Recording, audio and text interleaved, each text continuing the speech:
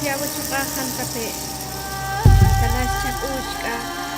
Tikufiaba chuqajan tape, talash chakush.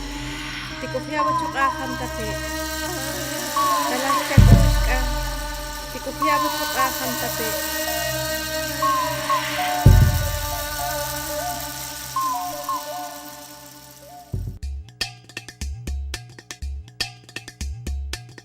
Los derechos humanos constituyen no una utopía para nuestro pueblo.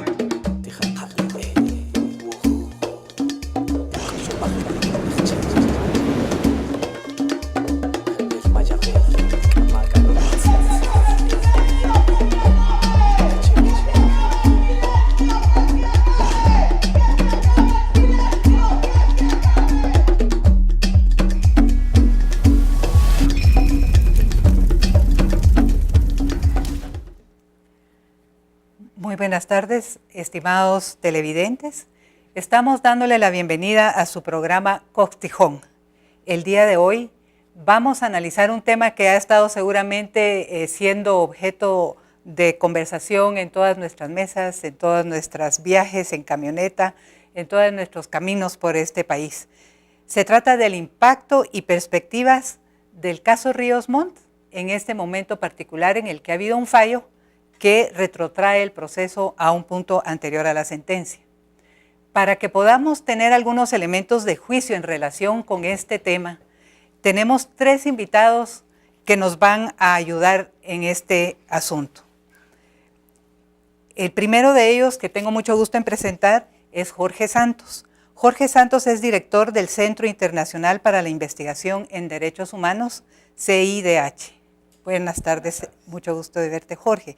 Fernando Solís, de la Iniciativa de Análisis e Investigación El Observador, nos acompaña también y vamos a tener mucho gusto en estar conversando también con Fernando. Y también está con nosotros el señor Manuel Bail. Don Manuel es secretario ACSIP del Consejo Nacional de Autoridades Ancestrales Mayas, Xincas y Garífunas de Ixim Uleu. Muy buenas tardes, don Manuel. Con ellos entonces vamos a estar conversando sobre este tema.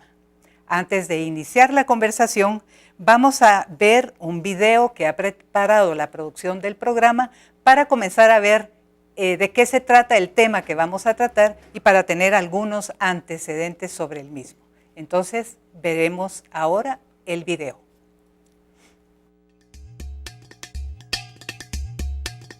Los derechos humanos constituyen no una utopía para nuestro pueblo. Desde que se abrió el juicio en contra de Efraín Ríos Montt en Guatemala, ha despertado el interés en demostrar si hubo o no genocidio en el país. Para Marco Antonio Canteo, abogado penalista, hablar de genocidio en Guatemala en el siglo XXI implica reconocer el pasado, las grandes diferencias en el país y que la justicia es un instrumento disponible para todos los ciudadanos. Y sobre todo que son las propias instituciones nacionales quienes se han atrevido justamente a llevarlo, y creo que eso le da un valor muy importante. Creo que desde esa perspectiva podemos decir de que Guatemala se coloca frente al mundo como un país que quiere superar sus diferencias, que quiere superar las grandes atrocidades que hay, que está reconociendo de alguna forma la trascendencia que tiene para el país el hecho de juzgar delitos de lesa humanidad, y yo sí veo unas grandes esperanzas para el país en esa perspectiva. Canteo señaló que el tema de genocidio tendrá que determinarse en los tribunales de justicia, aunque algunos informes, como Guatemala, la memoria del silencio, recuperación de la memoria histórica REMI, revelan hechos que confirman que en Guatemala sí hubo genocidio. El jurista recomendó que los guatemaltecos deberían prestar más atención hacia lo que sucede en los tribunales, conocer lo que el Ministerio Público está presentando como prueba para demostrar su tesis de genocidio, para entender las dimensiones del hecho. Yo creo que es muy importante entender que yo diría que la gran mayoría de relaciones que se viven en el país o los hechos que hay en el país están marcados por un racismo profundo, y creo que de alguna forma eso no se puede desconocer o no se debe desconocer y no se puede desconocer en el contexto del conflicto armado interno, ¿verdad? Con estos hechos, Guatemala está frente a los ojos del mundo, un país que quiere resolver sus conflictos con sus propias herramientas jurídicas. además de constituir una oportunidad para que las instituciones demuestren su capacidad, reconocer las diferencias y luchar por la igualdad. Por la convivencia en la diversidad cultural, para TV Maya Noticias, Ramón Quiñones.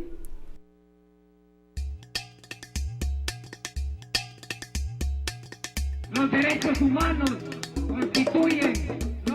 Muy bien, entonces hemos visto este video donde se nos habla del juicio, ¿verdad? Donde se nos habla de este tema. Hay que aclarar que nuestro panel de hoy no es de abogados. No vamos a entrar nosotros en los temas propios, digamos, de la disciplina del derecho. Pero como bien dice el licenciado Canteo, es importante conocer, es importante saber qué está pasando, de qué exactamente estamos hablando. Y entonces en este primer segmento de nuestro programa, quisiéramos pedirle a nuestros invitados que nos hablen un poquito de los antecedentes de este asunto. ¿Cómo llega Ríos Montt al poder? ¿Qué es la estrategia contrainsurgente que se implementa? ¿Quiénes las víctimas de ese momento? Para que nuestro público pueda entonces ir captando qué quiere decir cuando hablamos de genocidio. No sé quién quisiera de ustedes comenzar. Fernando. Sí. Gracias. Bien, el golpe de Estado del 82 y los sucesivos golpes que van a haber en el 83, más los intentos de golpe del 88 y el 89 en tiempo ya de la democracia cristiana, no fueron nada más que el resultado de una estrategia hilvanada dentro del mismo ejército para intentar detener el avance de un proyecto popular que era el resultado de toda una descomposición y de una crisis de legitimidad del poder constituido en el ejército, de los intereses que el ejército defendía. Sabemos históricamente que el poder ha estado repartido en familias, en grupos de poder desde los tiempos de la invasión, que se han ido, que se fueron como reciclando a lo largo del tiempo y que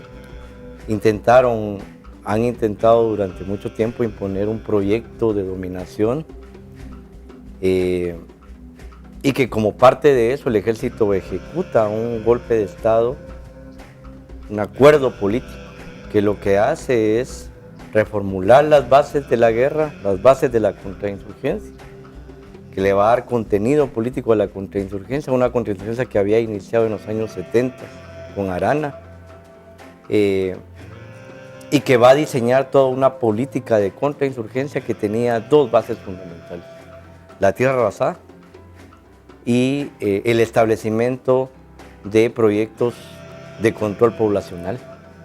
Y para esto tenía que eliminar a todo oponente, a todo enemigo interno, sea sobre la base de los mecanismos que fueran. Ahí la inteligencia militar, el despliegue de tropas, el arrasamiento de grupos completos, no solo chiles, sino que de pueblos indígenas, de civiles, incluso de población, la mayoría población no combatiente, fue parte de esa estrategia. Muy bien. Yo quería quizá preguntarle entonces a Jorge, Fernando nos habla de tierra arrasada y control poblacional, como los dos asuntos importantes que estaba, digamos, situándose cuando se da con este golpe, ¿verdad? Como una nueva oleada contrainsurgente. ¿Tú dirías que esas son las cosas que caracterizan el periodo de Ríos Montt? Yo creo que hay un elemento que Fernando coloca como el eje central y es, digamos, la reconfiguración de la política contrainsurgente, y lo que hay es una profundización del método de la violencia como un elemento consustancial a la conformación del Estado guatemalteco. Es decir, buena parte de la forma en la que la oligarquía guatemalteca y el ejército como, digamos, el operador de esa violencia entiende de la resolución de las diferencias y los conflictos en este país es a través de la violencia. Es decir, no entiende otro mecanismo para poder imponer, digamos, su modelo de desarrollo.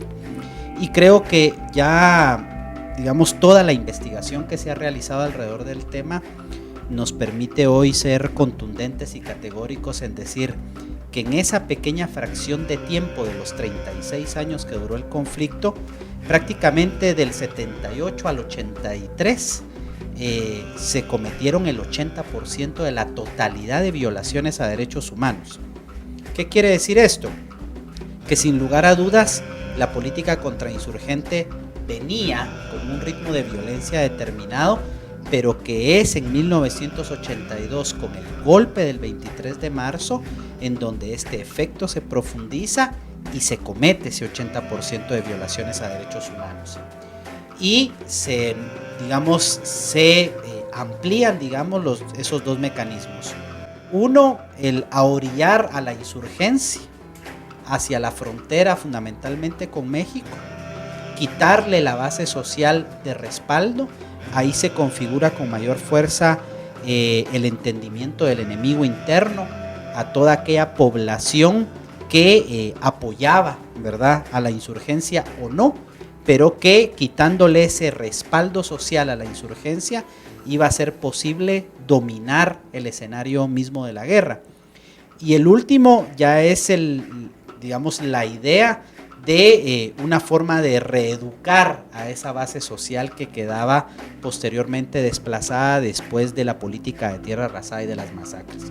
Creo yo que estos elementos efectivamente han sido contundentemente demostrados y hoy configuraron parte de los análisis y el escenario que permitió sancionar el delito de genocidio en contra de Efraín Ríos Montt. Gracias. Don Manuel, también queríamos ver de esto que nos han explicado los compañeros. Se habla de las víctimas y de los pueblos indígenas. Desde la perspectiva del Consejo Nacional de Autoridades Ancestrales, ¿esto se confirma así? ¿Cómo se mira? Sí, desde los pueblos consideramos que el golpe de Estado en el 83 es la tercera invasión. La primera invasión desde hace más de 500 años.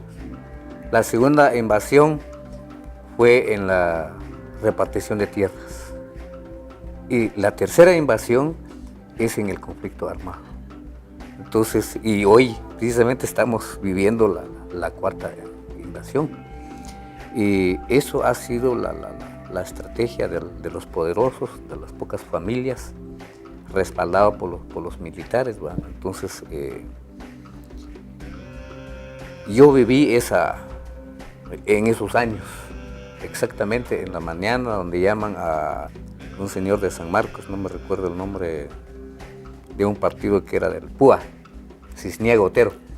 Le estaban llamando a los civiles y utilizando el nombre en ese momento cuando se encadenan todas las emisoras. Y eso nos asusta, va a decir, ¿qué va a pasar aquí? ¿Qué está pasando? Pero como pueblos y como autoridades ancestrales, está claro que ellos han utilizado, como han dicho los compañeros, que han utilizado la fuerza, la violencia, la imposición, la violación de los derechos de los pueblos, ¿verdad? Para que ellos logren su propósito. Platicando con los hermanos del pueblo Ixil, ¿por qué se dio, por qué el pueblo Ixil? Porque no es solo el pueblo Ixil, eso fue a nivel nacional, solo que en diferentes pueblos con menos número de violencia que se cometieron, pero allá es que eso ha sido porque el interés de ellos son los ríos, son las tierras de los pueblos en Ixil. Prueba de ello que ahorita ya instalaron hidroeléctricas. Entonces, todos esos conflictos, esos genocidios, violaciones, masacres, esos se dan porque los pueblos se declaran en resistencia, en defensa de su territorio, de su poco lo que tienen. Después de la repartición de las tierras, entonces a los pueblos originarios se les arrincona en el altiplano. Pero ahí ellos no quedan con eso, sino que siguen, ¿verdad? Entonces, pero ese es nosotros lo decimos por la madre tierra, ¿verdad? Que es la vida para el pueblo. Entonces, esto es lo que anda de ellos buscando. Entonces se dan muchas cosas, se dan enfrentamientos, lo triste es que ellos utilicen al pueblo para enfrentarse. No son ellos directamente los que se enfrenten al pueblo, sino que es el pueblo que utilice. Entonces, esto es lo que han hecho ellos, han utilizado al propio pueblo. Han hecho que el propio pueblo se confronta. Entonces, desde que eso comienza, yo sí viví todos esos años, lo que se dio, que hubo terror, hubo miedo, ya no se podía caminar, mucha gente salía de su casa, cualquiera podía ser acusado de subversivo, aunque no era, pero sí se dieron muchas cosas. Habían personas que tal vez tenían pequeñas diferencias, pero se aprovechan en ese momento de decir, este es subversivo, cuando realmente no era subversivo.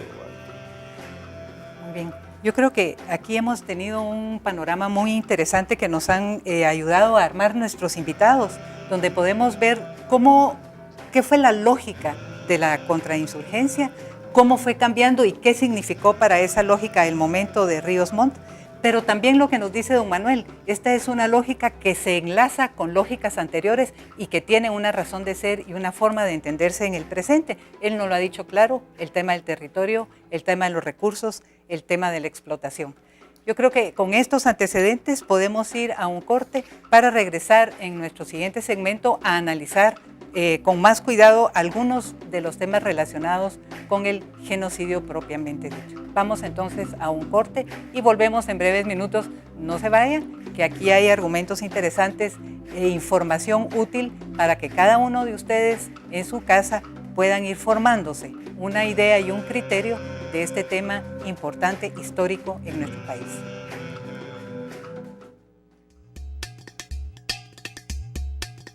Los derechos humanos